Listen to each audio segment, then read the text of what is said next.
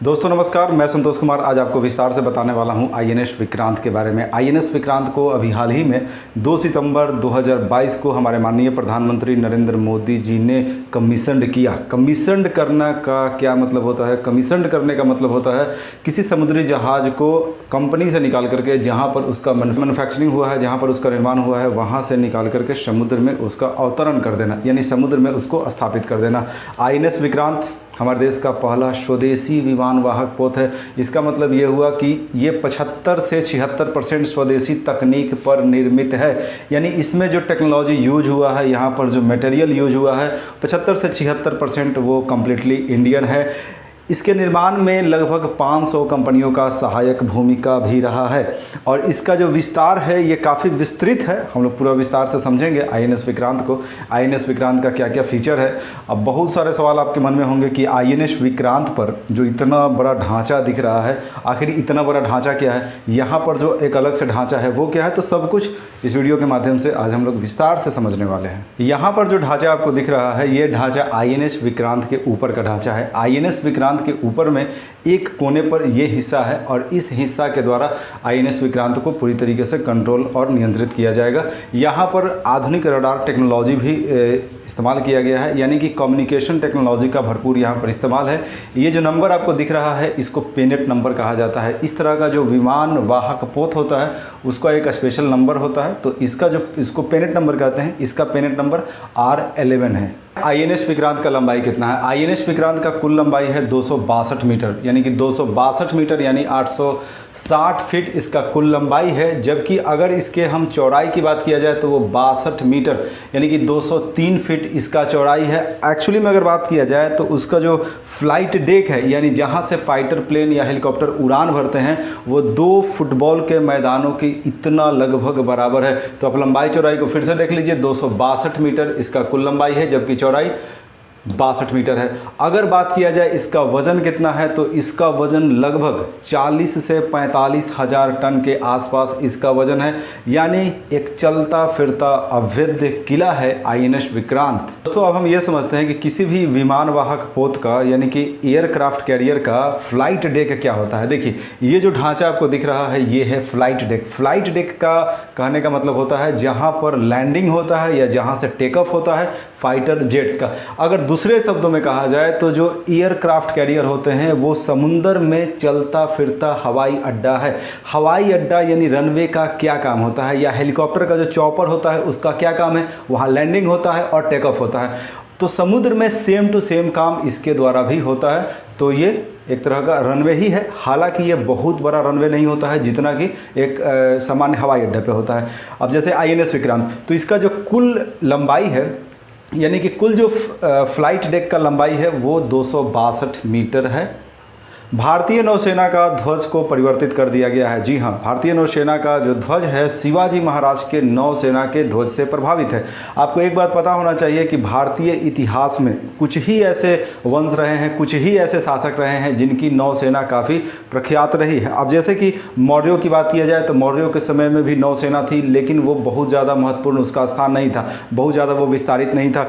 इसके अलावा अगर बात किया जाए चोल साम्राज्य का, तो चोल साम्राज्य का नौसेना काफ़ी विस्तारित था, काफ़ी महत्वपूर्ण था। उसके बाद अगर मध्यकाल और आधुनिक काल में बात किया जाए तो शिवाजी महाराज का नौसेना काफ़ी महत्वपूर्ण है। अब नौसेना में चूंकि आईएनएस विक्रांत को शामिल कर लिया गया है, आप इसी बात से अंदाज लगा सकते हैं नौसैनिक शक्ति में चूंकि भारत का वृद्धि हो गया है। किसी भी देश का जो सैन्य क्षमता है उसमें उस देश के नेवी का बहुत ही इंपॉर्टेंट रोल होता है। इसका अंदाज अब इस बात से लगा सकते हैं, अंग्रेजों का जो शासन था जब अपने टॉप अवस्था में था, दुनिया के 25% हिस्सों पर अंग्रेजों का जो शासन था उसका एक बहुत बड़ा कारण था उसका नेवी का मजबूत होना।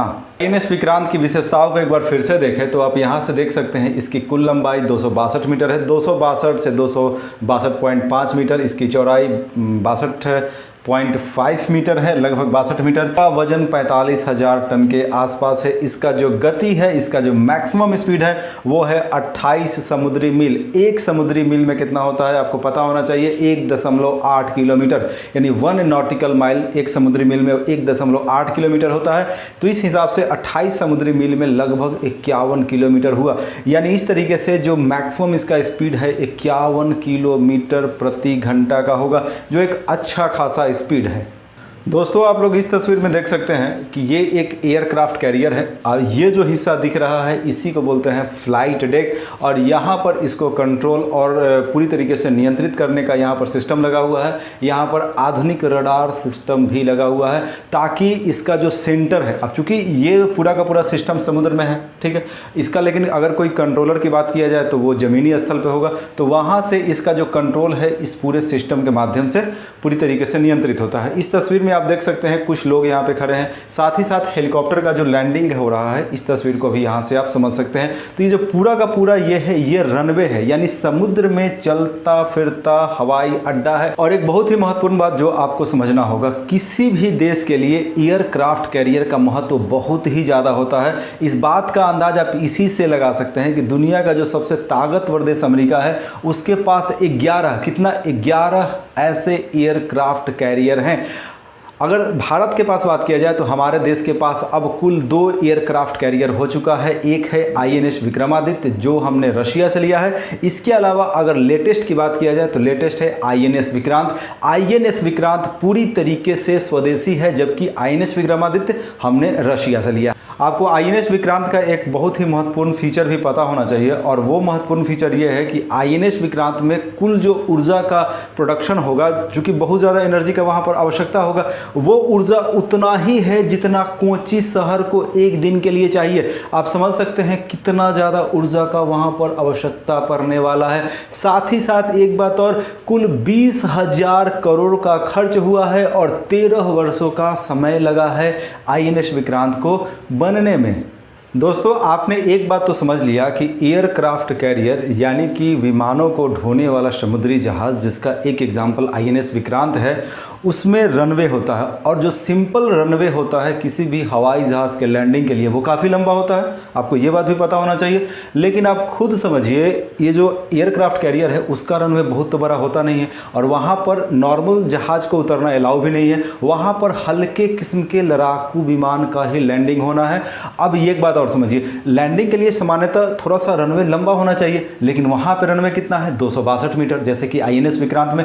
तो उसके लिए क्या होता है, उसके लिए ड्रैग का मतलब होता है, जैसे कि ये एक फाइटर जेट है, फाइटर जेट लंबा दूरी नहीं तय करे, क्योंकि जब लैंडिंग करता है तो वो एक लंबा दूरी तय करता है सामान्यतः, वो जल्दी रुक जाए, इसके लिए पैराशूट का इस्तेमाल किया जाता है। पैराशूट एक एक्स्ट्रा फोर्स उत्पन्न करता है विपरीत डायरेक्शन में, और इसी फोर्स को कहा जाता है ड्रैग फोर्स।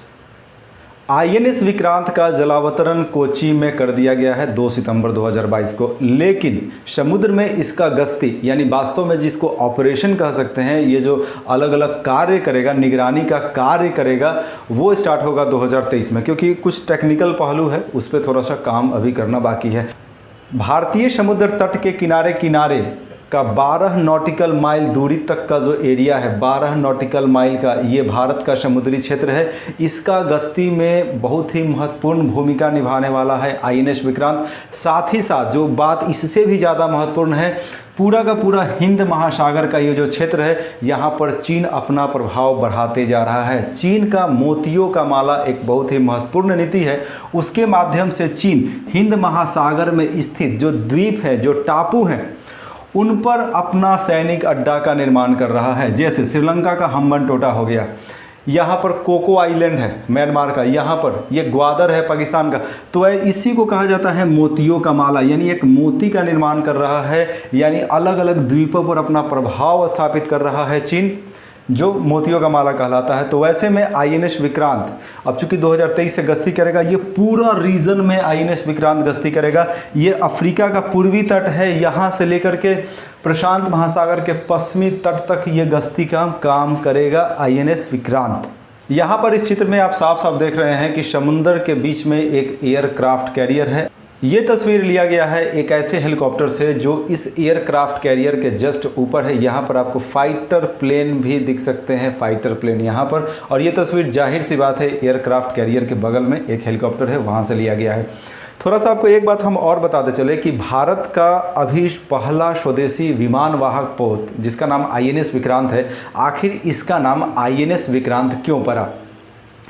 इसके पीछे का क्या कहानी है? इसके पीछे का कहानी है भारत का पहला विमान वाहक पोत INS विक्रांत था, जो भारत ने ब्रिटेन से लिया था 1957 में और जिसको कमीशन्ड किया गया था 1961 में और 1997 में उसको रिटायर कर दिया गया था। उसी के नाम पर, यानी कि जो INS विक्रांत था उसी के नाम पर भारत का पहला स्वदेशी विमान वाहक पोत का भी नाम INS विक्रांत ही रखा गया है। आपको एक महत्वपूर्ण जानकारी अवश्य ही होना चाहिए कि भारत के पास अभी कुल दो विमान वाहक पोत हो चुके हैं, विमान वाहक युद्ध पोत हो चुके हैं। एक INS विक्रमादित्य और दूसरा INS विक्रांत। INS विक्रांत का जो ऑपरेशन है वो 2023 से स्टार्ट हो जाएगा। इसके अलावा एक जानकारी आपको मैं और देता चलूँ, भारतीय नेवी प्रयासरत है बहुत ही जल्द INS विशाल को निर्मित करने के लिए। INS विशाल का जो आकार है वो INS विक्रांत से भी कहीं ज़्यादा होने वाला है। हालांकि वो अभी भविष्य में है, अब देखना है कि INS विशाल कब तक बनकर तैयार होता है।